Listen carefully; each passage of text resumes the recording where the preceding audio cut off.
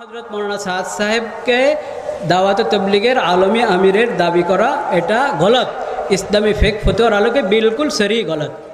সাদ সাহেব বলে মসজিদে ইমামতি করে বেতন ভাতা নেওয়া বেশ্যা নারীর উপার্জনের চেয়েও নিকৃষ্ট।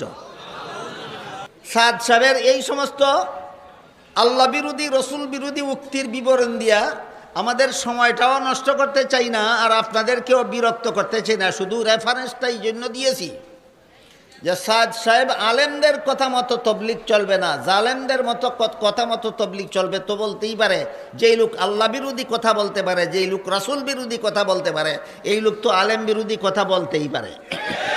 তিন চিল্লা দিয়া কয়, এই হুজুর তুমি কি বুঝো তবলিগের কাজ?